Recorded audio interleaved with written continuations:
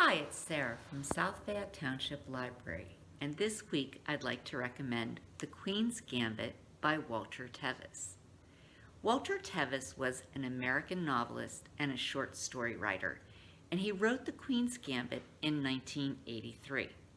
Many of you have probably heard of The Queen's Gambit because it was recently made into a 7-episode miniseries on Netflix.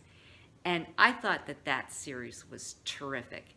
It's gotten a lot of great reviews. And because I enjoyed it so much, I wanted to read the book and compare the book and the movie.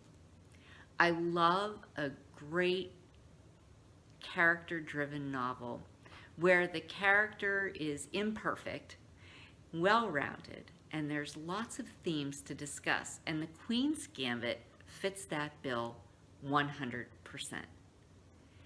This story takes place in Kentucky in the late 50s, early 60s, and it's about a young girl named Beth Harmon.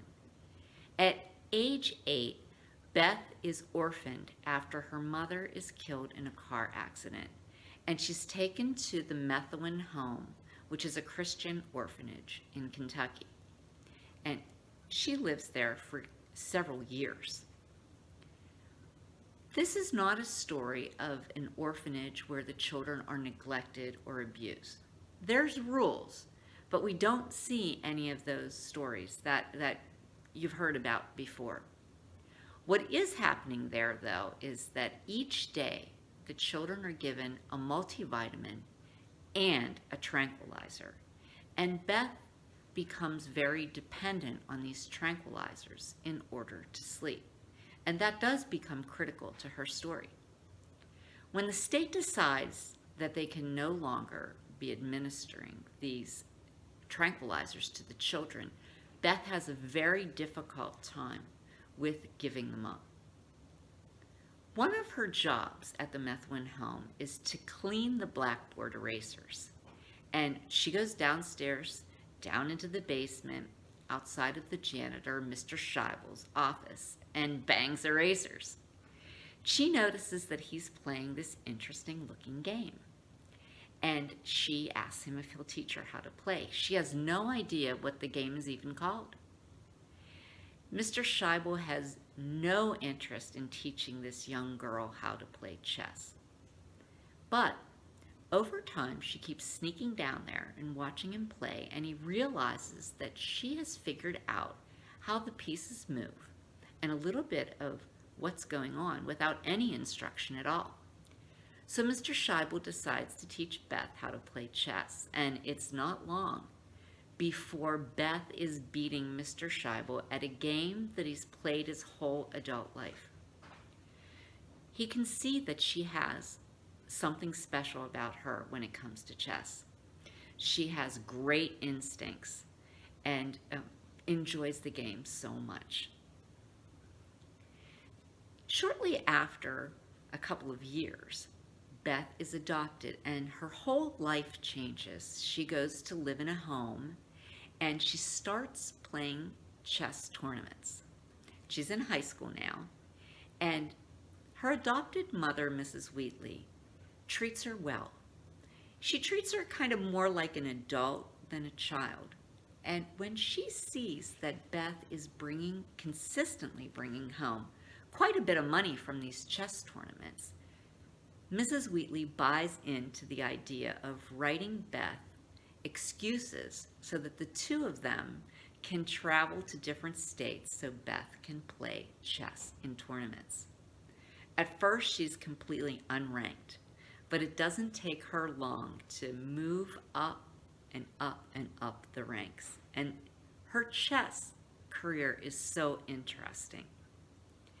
There are amazing themes for discussion in this book: adoption, trauma, chess, and alcoholism. In Beth's teenage years, she experiences loss, and this new loss, compounded with the loss of her mother, sets up the perfect storm for her to turn to alcohol to numb the feelings that she's having. and she develops a real problem with alcohol. It is interesting to see what she does and how she gets out of this huge problem in her life and can continue with a career in chess. And I don't want to tell you very much more. You're just going to have to watch the mini-series or read the book to find out what happens with Beth and chess. I did want to note that Anya Taylor-Joy plays Beth Harmon in the Netflix miniseries, and she's up for a Golden Globe Award. That's how wonderful her acting is in The Queen's Gambit. There's some other things I'd like to tell about the author. I read that the author, Walter Tevis, as a child, he had a rheumatic heart condition, and he was placed in the Stanford Children's Convalescent Home by his parents, and he lived there for 1 year. During that 1-year time period, he was administered very heavy doses of phenobarbital. And he links that to alcoholism that he experienced as an adult. In fact, Walter Tevis had quite a few vices.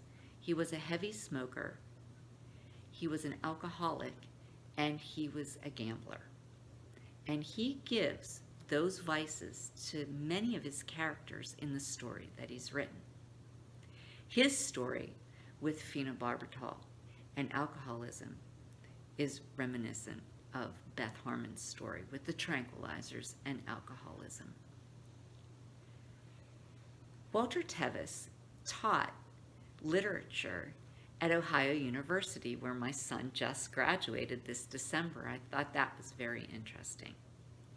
He never got to see what happened with the Queen's Gambit because he died very early in life at age 56 in 1984. But 3 of his 6 novels were made into motion pictures while he was alive. That's The Hustler, The Color of Money, and The Man Who Fell to Earth. When I was reading The Queen's Gambit last week, someone checked out the book, Winning Chess Tactics and Strategies, and I had to laugh. I thought it was just such perfect timing. In fact, we're seeing a resurgence in the interest of this classic game of chess. In our library, we have offered Queen's Gambit chess lessons for children, and they filled up quickly. And more sections were added, and they filled up as well. So it's fun to see that this classic game is getting attention because of this story. I hope you'll check out The Queen's Gambit, either the book or the Netflix miniseries. Thank you so much. Have a great week and stay well.